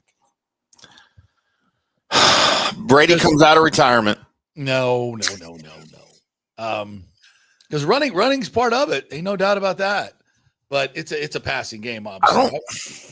I don't know how I feel about this. I don't know that I'm on board with this. Actually, wait, what do you mean? How can you not be on board with the? I don't think I want my NFL players. What? Because they might get hurt. That's part of it. Well, they can get hurt walking down the street. I don't like my NBA players playing in the Olympics. I never liked that. After we got past 94, I was done. I was like, cool. We saw what happened. Awesome. I don't ever want to see this again. Yeah, it would just be a ridiculous blowout. For some reason, I feel differently about my hockey players in the Olympics. For some reason, I don't have an issue with that at all, and I almost prefer that. But man, for number one, it's flag football. It's non-contact. It's not the football they're used to playing. It's different. And I don't know that a lot of these guys' games can translate. It's different. I think they'd be all right. If they just give them a couple weeks of practice because, a lot of it is just jump balls and speed. I mean, I think they'd be fine because you've got guys that have been training their whole lives for flag and playing flag football. I think that are way more deserving to go to the Olympics than NFLers. Yeah. I think the downside is the NFL guys would take a lot of attention away from regular Olympic athletes that get the chance to be in the spotlight one time every 4 years, and the media would just, slobber all over Mahomes and everybody else. So that's a definite drawback that I like, but kind of, I'm a little. It'd be fun to like who would be on the team. How good would they be? I think flag football is an incredibly entertaining game. And I'll watch girls flag football. They just had the state championship out at One Buck Place, and the Bucks do an amazing job of supporting. Those girls are really good. They're tremendous athletes. I mean, I think you'd be shocked how entertaining and how good the play is, especially at the higher levels. Yeah, I'm in on that for sure. It's very impressive. And I've said this for years. It's not going to take long until that's the number one sport in college athletics for women. I would say in the next 10 years, you're going to see flag football being played in front of tens of thousands of people in football stadiums. Absolutely. I don't think there's any question about that. Think that'll outdraw the UFL? Yes. How are they still doing that? Like, it's making money, man. I know, because they people watch it on TV. I love it. I watch every game, dude. I'm a big supporter of our buddy Anthony and the St. Louis Battlehawks, and of course my local team here, the Arlington Renegades. I love it. I think it's great football. Yeah, I'd be honest with you. I don't watch it. I don't have a team in Tampa anymore, so it's like I get it. Yeah, maybe if we had a team, I'd be more into it. But I just a team locally. I see it on the TV, and I'm like, it's not time for that. That's my Friday night go-to, man. It's not time for that. It's hockey time. Yeah. It's baseball time. It's basketball time. It's golf time. It's definitely golf time. Yeah. By the way, did you send a link to Scott? I did. Okay. Let's take a quick break, and when we come back, we'll do the PGA because we got to squeeze one more in here. Rory's at even par. Rory's he was one over a minute ago when I looked. He must have. Scheffler's at even par. The leader's at only 4 under, but not a great start for those two guys. Tough track, Quail Hollow. Luke Donald is your leader. So we'll head on out there to our buddy Scott Hamilton, who was on site at Quail Hollow, and we'll chat with him about the PGA. We're brought to you by thirdgenerationplumbing.com. Summer is coming, guys. Get your AC unit in tip-top condition. They got a special going on right now to come out and service your unit. Service your unit, thirdgenerationplumbing.com. You can get the phone number there. Just go to the website. Tell them JP sent you. Back in 3. Ciao, Paolo Tini here, owner of Caffè Paradiso, voted number 3 People's Choice Award on Open Table. I want to thank all our loyal family of customers that have been enjoying our great traditional Italian dishes we make from scratch every day. It's a great family story we're proud of. Our family moved from Rimini, Italy in 1984. My dad, Caesar, started Donatello, and that's where I got the start in the restaurant business. I started Caffè Paradiso on South McDill in 1995, and we've been there ever since. From our traditional ossobuco, a veal slow roast for 4 hours, to our daily fresh catch, the Gruppo Paradiso, with a piccata sauce and lobster claw meat, homemade pasta like lasagna, farfalle salchicha, which is a bow tie pasta homemade with fresh sausage. Hold on a minute, JP's favorite. I love it. So come and have a glass of wine with me on South McDill. Get a reservation on Open Table and see all our 5-star reviews. Ciao, see you soon at Paradiso.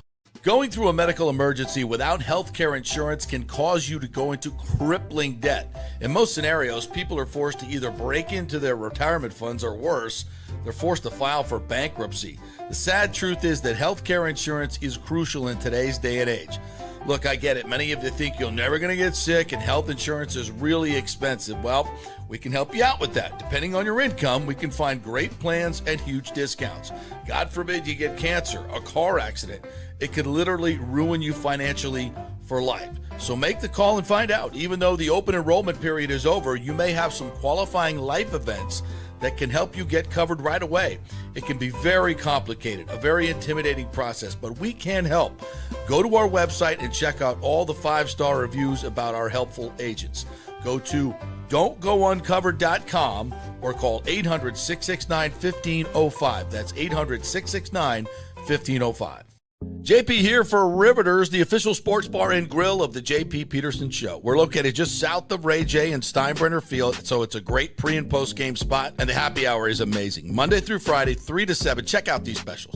$3 Bud Light drafts, $4 domestic bottles, $5 wells, $6 premium wells, $6 cocktails like margaritas. That's unheard of. And the Riveters food is freshly made daily. No freezers. Happy hour food specials include $3.50 tacos and barbecue sliders. $6 you get edamame or chips with the beer cheese, which is amazing. $8 buffalo chicken dip, my favorite. The truffle fries, chili cheese fries, also $8 at happy hour, as well as other specials throughout the week, including Taco Tuesdays, you get $3 tacos, and Wing Wednesdays, 7 o'clock to 1 a.m. in the morning, you get our amazing wings, 5 for $5 and $5 wells and wines. That's a good Wednesday night. So if you're tired of the preppy, overpriced generic sports bars, come see the amazing, friendly bartenders and staff at Riveters, where customer service really matters. Riveters, just south of where the Rays and Bucks play. We'll see you there. JP here for my friend Jason Fawcett, owner of On-Site Construction. They do residential and commercial renovations and new construction. As a leading home builder and general contractor, On-Site Construction prides itself on transforming homes through superior craftsmanship, dedication to client vision, and an unmatched commitment to quality and service. It's about building relationships. We take the time to understand our clients' needs, preferences, and budgets so that we can deliver a personalized experience tailored to their unique vision. From the initial designs to the final touches, we're there every step of the way, ensuring that the end result mirrors your vision. Here are some testimonials from happy customers. G. Gibson says, no hidden costs, very honest, reliable, creative, and communicates well. Reasonable and fair with their pricing, no hidden costs. C. Smith said, did not disappoint. I'm very happy with the work. This company really cares and will take care of it. So if you're just thinking about building or renovating, give us a call and let's see what's possible. 813-579-5789 or check out our website at onsiteconstructionfl.com. Let's go. Right now, back to the show on FanStream Sports. All right, welcome back to the JP Peterson Show here on this schedule release Thursday. I hope we got all that out of our system. And now it's probably not. on to the PGA Championship at Quail Hollow, where our man, investigative reporter Scott Hamilton, is standing by from the Post and Courier. Charles, what's up, brother? How are you? Hey, I'm well. How are you guys doing? Oh, not as good as you. You get to be out there at Quail Hollow where it's finally stopped raining and they're playing golf. Course was really wet, I guess, a couple for yesterday, and it's tough. It looks very tough out there. How bad is that rough? You've walked in it. You probably hit a few balls in there. The rough is it's major championship rough, man. Yeah. Really? Major championship rough. It's grown up. It's thick. I mean, you mentioned the rain. The rain really hit that hard, man. And you would think logic would dictate that the longer hitters will succeed here right now, but I'm looking at the leaderboard. I don't see any of the Bombers up top yet. No. Who is Ryan Fox? Some dude from New Zealand. He won in Myrtle Beach. You had the Yeah, lead he's for a good portion. Go ahead. Yeah, but he's on a heater. He's on a heater right now, and he's playing really well. I'm looking. And by the way, you got to see this scoreboard. Look how good this scoreboard is. Look at that. Oh, wow. Wow. That's the media Massive, center. man. Yeah. Yeah, this is a top-notch media center. As a matter of fact, why don't we do a little welcome talk? How about that? Yeah, let's do that. Get Yeah, the please. land here. Yeah. Let's do Is there a Hooters so nearby? much. We don't want to disturb it. Is there a Hooters Yeah, nearby? there's about 7. This is a country club land. So, we'll get you a little, look at everything. Was that Arnold Palmer you just passed? It's a major Probably championship not. media center. My only, the Wi-Fi isn't great. Yeah, it's not major championship The Wi-Fi. Wi-Fi is not great. Yeah. I think we're on 1982 Wi-Fi. Yeah. So all the talk this week, Do you need Rory. me to call you back? Or? No, you're good. No, we're You're good. All you were there for the Rory press Okay. conferences and the just Scheffler press conferences. To me, it's Rory and Scheffler. That's kind of the thing this week. And can Rory, will the Masters win and completing the Grand Slam free him up? I mean, right now he's 1 over par through 8 holes. It's not over. But what are your thoughts on those two? I think that first of all, he's had tremendous success on this golf course. And I'm curious to see what he does when he's unburdened. And I spoke with you guys, right after the Masters, I came on and I said, what's it going to be like to be Rory now that he doesn't have this albatross around his neck? Right now, he looks very free. He's been very loose in his press conferences. He's been very just different. He's very chill right now, and I'm curious to see if that'll continue. Does he have a desire to be great? I mean, he's already great, but he can go next level great. Yeah. Does he have a desire to do that? That's the biggest question I have for Rory.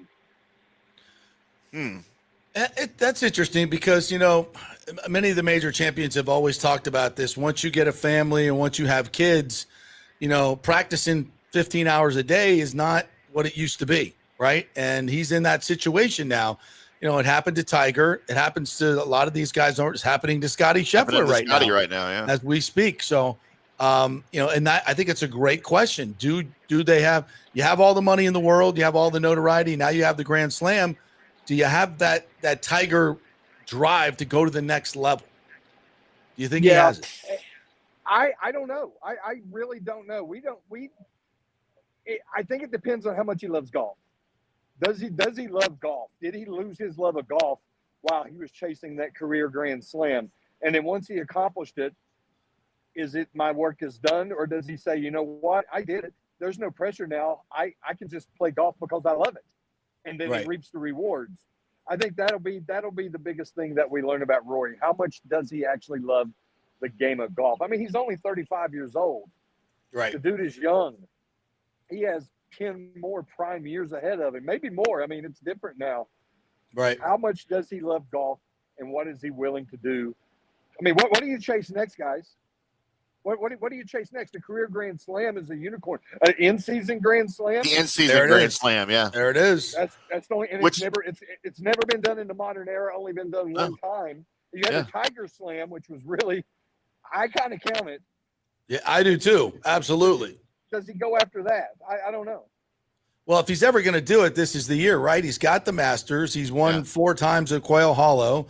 The British is in his home course at Port Rush. And what is it? The Oakmont. Oakmont, kind of sets up for him as Bomber's course. So if you're ever going to do it, this is the time. And I'm sure he talked about that the other day, right? Yeah, absolutely. Absolutely. But then he'll start deflecting and just talk about, I'm going to win this week, yada, yada, yada.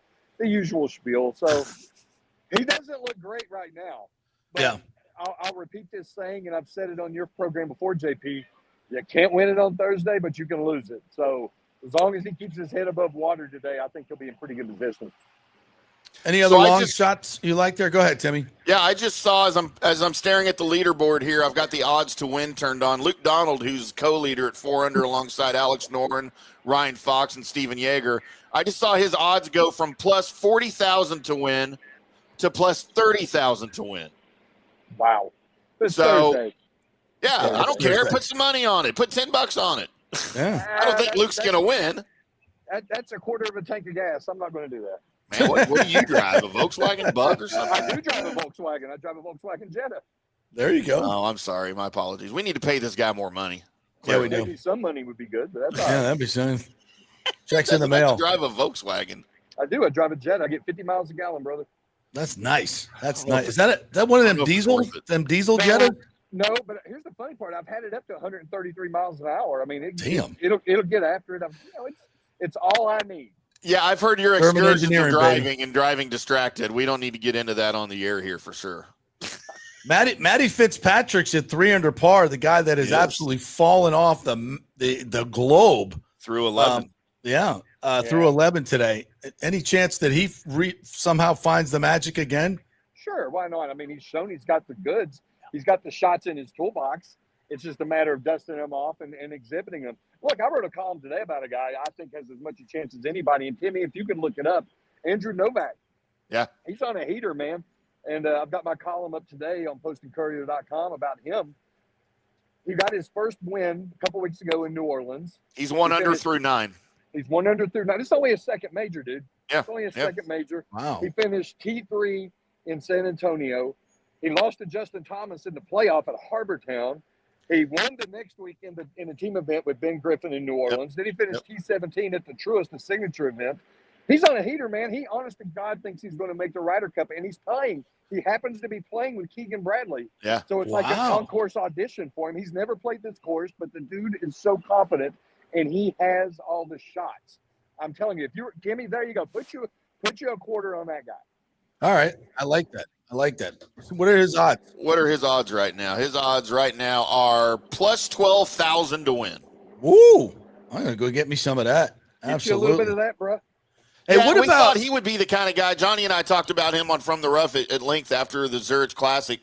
Like he was the kind of guy that we thought, like, once he breaks through with the win, even though it was the team event, like he's going to be like Scheffler was. When he got his first win, he sort of went on a heater. I think he can be one of those guys for sure. I agree 100% because he's got confidence and he just needs to. He has confidence, but there's a next level confidence once you've actually done it. Yeah. And you could say, you know what? Everything I've been telling myself, everything I've been believing has been a fact. It just drives home the confidence even further. Yeah. Put $5 on him for me. What about the story of John Rahm and his disappearance from golf as he went to the Live Tour, which I think was one of the worst decisions ever? Yep. He's 2 under par. Do you still even look at him as a contender in a major championship? Of course I do. The thing that's hard to figure out and not with the Live guys is how much of it is rust because they don't play as often. Right. How much of it is being unfamiliar because the conditions out here are going to be different than the playgrounds they're on for the Live tournaments. Yep. And how much of it is just shaken confidence from not playing under these conditions week in and week out. I mean, John Rahm's a very confident guy, and he has a resume that 99.999% of the planet would die to have. Right. But a lot of guys out here have resumes like that. And whether he admits it or not, I think it plays a factor. And I also think there's some remorse. I mean, Oh yeah, big time. but John Rahm, look, I can't say I would have turned the money down. I can't say I would have. And he was John Rahm, as much as perhaps more than any other golfer out here, cares about the history of the game. And he was so proud. He was so proud to be a Masters champion and so proud to be a part of the PGA Tour. And he could just, name off all these facts and achievements from golfers and generations before him. And to sell your involvement with that, I think he has some remorse that maybe he's not even aware of. Yeah. But Well, winning cures everything. The first thing he did when he got to Live Golf was start complaining. Why aren't we getting world golf rankings? Why aren't we playing 72 holes? He was very outspoken as soon as he hit the Live Tour. Like he didn't understand what he was getting into. Like he didn't do his homework, and he just saw the money and the dollar signs and said, you know what, that looks cool. I'm going over there. Well, I'll play devil's advocate here, and I'll say he did that because he had a loud voice at the moment. He had just won a couple majors, and it was his and his voice carried weight, and he was going to be an advocate to get those things, and that he knew they didn't have it. But now that this was his lot in life, he was going to do all he could to improve it, to use his weight to make change and to increase the legitimacy of Live. And all it did is make him look bad. He did none of that. He's only got 2 wins since going over there. So do the wins count? I mean, no, they don't. Nothing counts over there. Shotgun start, no cuts. I mean, I'm okay with the no cut. The signature events, I've really grown to like, but the shotgun starts, man. Nope, I'm out. It's hard to follow. All right, Scotty, thanks, man, for taking a little bit, showing us the media center there. Is the food any good? The media center? Fantastic. I'm getting ready to go have lunch right now. Attaboy. The course is over that way, over those trees. Mm-hmm. So we'll go over there, and I'll go check some things out here. And y'all need anything, let me know. All right. Have a pimento and cheese for me. They have those there, too? I'll have some wings from the local Hooters. Okay. I'll make sure I'll send you some. See you, fellas. All right. Love you. Thanks, Scott. Scott, I'm going to post the courier there. Follow him on X as well. That's oh, boy. Yeah, this is going to be a slog this weekend. It's going to be interesting though. It's a tough course, and it's a bomber's paradise. But you got to hit it in the fairway. Dropped the shot too, by the way.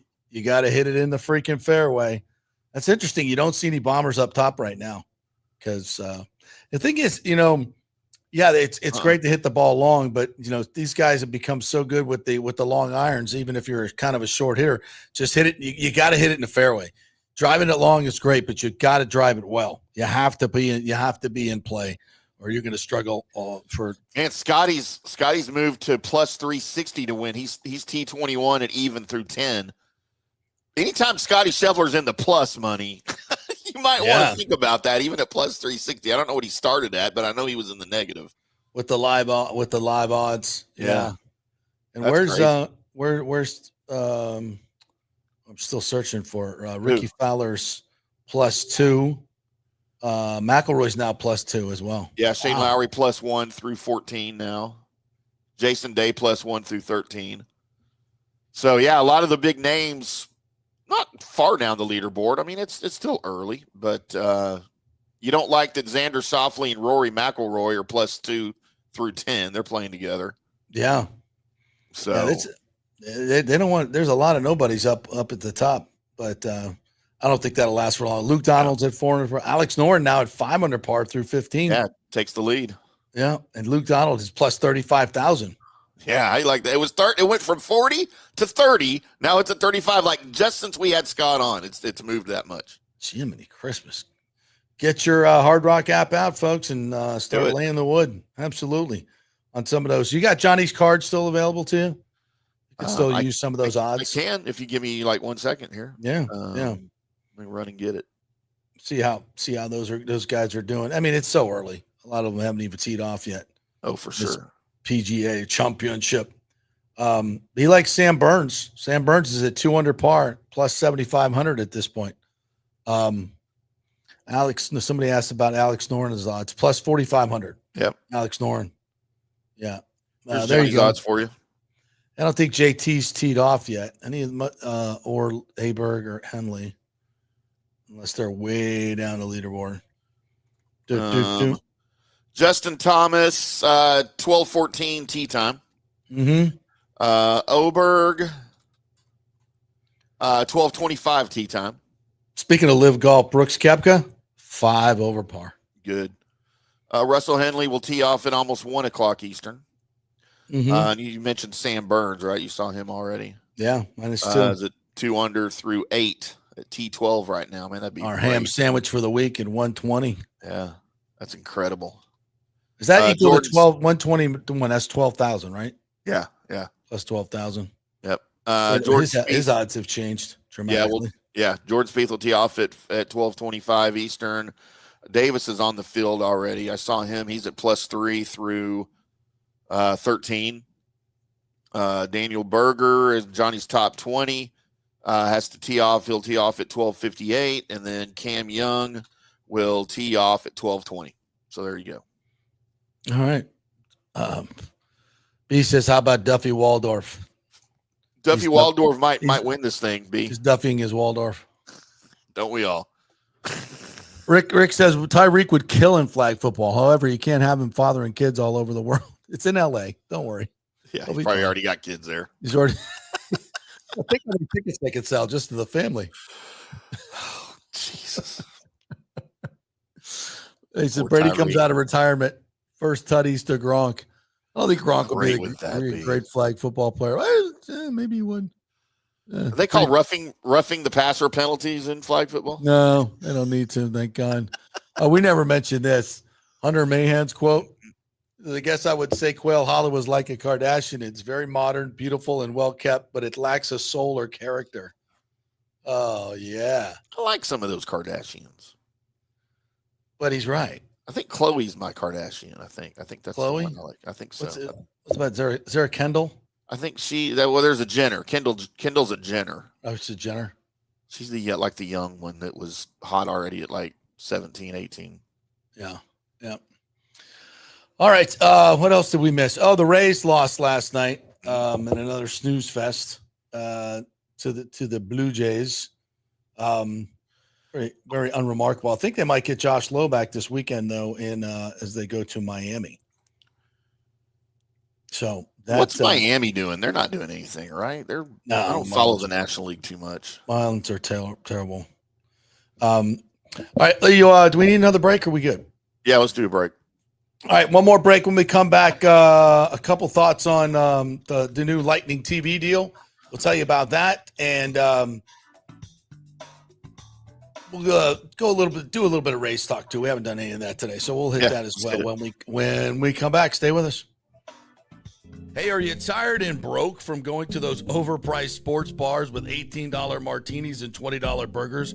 Well, head over to Riveters, now the official sports bar and grill of the J.P. Peterson Show. I love the atmosphere. It's uniquely nostalgic American, recalling the days of Rosie the Riveter. The staff is incredibly friendly and welcoming in a laid-back, casual indoor-outdoor setting. And check out the reviews, and you'll hear this. Best Reuben sandwich ever. Amazing wings, burgers, and prime rib. The welcome you get when you walk in is incredible. The staff will call you by name. You're not just customers. You're really part of the family. So go say hello to Maha, Taylor, Serena, May, Courtney, Jamie, Christina, Lauren. Tell them JP sent you. This is a real sports bar, and we love our home teams. And they're playing the games on the TVs all the time. You won't have to ask to put the Lightning, the Rays, the Bucs, or the Rowdies on. They do the UFC fights for free, no cover. Big screens and TVs everywhere. It's the place to watch sports in Tampa. Great fresh food, amazing staff, great drinks, insane happy hour, 3 to 7 every day. Race season is here, so make sure you stop by Riveters before or after the game. It's just north of 275 on Dale Mabry, just south of Steinbrenner Field. See you at Riveters. JP here for the Gold and Diamond Source. You know, we told you about the amazing Diamond Savings Account where your diamond never loses its value. Well, now, through the end of May, the Gold and Diamond Source will double your trade-in value up to $2,500. Just bring in your jewelry to trade, and your $2,500 piece turns into $5,000. It's time to upgrade that ring, earrings, whatever. We have gemologists on site to make the deal. Double your trade value up to $2,500. Gets you $5,000 to spend. So go through your jewelry box and get that stuff you never wear and get something new and stylish that you're going to love. Great experience, and we will double your trade-in now till the end of May. We can finance you as well. No interest for 5 years. Only at the Gold and Diamond Source, 3800 Ulmerton Road. Always online at goldanddiamond.com. Although it may seem tempting to go without health care insurance, the financial risk far outweighs the gain you may experience. For example, did you know if you simply broke your leg, it could cost you nearly $7,500? Put on top of that a hospital stay, you could be looking at $10,000 to $15,000. Ensuring that you don't go uncovered is so important, as according to CNBC, high medical bills are the highest contributing factor to why Americans end up taking money out of their retirement savings, or worse, find themselves filing bankruptcy. So go to don'tgouncovered.com or call 800-669-1505. Now, depending on your income, you can get plans for zero premium. Our experts will guide you through the process effortlessly. They will shop many plans and find the one that's right for you. I called and I have full health coverage through Florida Blue for zero monthly premium. It's a free call. So why go uncovered? It's a huge risk. Go to don'tgouncovered.com or call 800-669-1505. That's 800-669-1505. Spring means a time of renewal and Rays baseball, and the folks at Italiano Insurance want to welcome the Rays to Tampa and remind you it's time to renew those insurance policies with the now famous Italiano Insurance Checkup. Let the experienced and friendly agents shop your policy for the best price and coverage. Famous for saving me over $1,000 on our auto insurance last year and over $500 on our homeowners. Now that's a grand slam. Might as well get a double play by adding flood insurance and business insurance to your portfolio. Costs less than you think, and trust me, you do not want to risk your home or personal wealth. That's a big whiff. So step up to the plate and call 813-877-7799 and chat with the all-star agents at Italiano Insurance. 813-877-7799 or go to ItalianoInsurance.com. Go Rays! Let's go. Right now, back to the show on FanStream Sports. All right, welcome back to the JP Peterson Show, brought to you by don'tgouncovered.com. You saw the number there. Go to the website and let them hook you up with some health insurance. Even though the enrollment period is over, there's a lot of different ways you can still get in. And if you want them to shop around your health insurance, they can do that. It's an easy way to do it, folks, because trust me, you don't want to try to go through those websites yourself. Just give them a call. Tell them a little bit about your income and what's going on. They'll see if you can get a supplement. And I did it many, many years ago, and they have done a great job for me keeping my health care at a very, very low cost. So don'tgouncovered.com is the name of the website. All right, the Rays lost last night 3-1. Offense was embarrassing once again. Ryan Pepio was absolutely fantastic, almost unhittable, and just made one mistake to Alejandro Kirk. Had him 0-2, and he smoked a fastball, and that was that 3-1.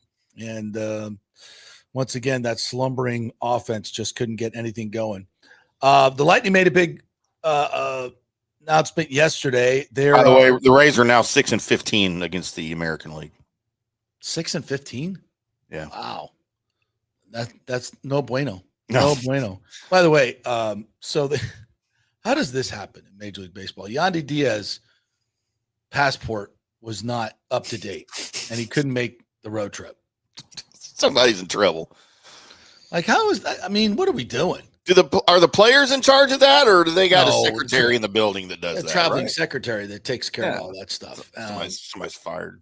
Yeah, and his might be a little bit different because he was born in Cuba, right? And all this. So I think he went to Puerto Rico, then Mexico to get into the country, and anyway, you got to have that stuff figured out. You can't have one of your best hitters not being able to play. I mean, this happened. It's not a surprise them going to Toronto. Yeah, we knew this.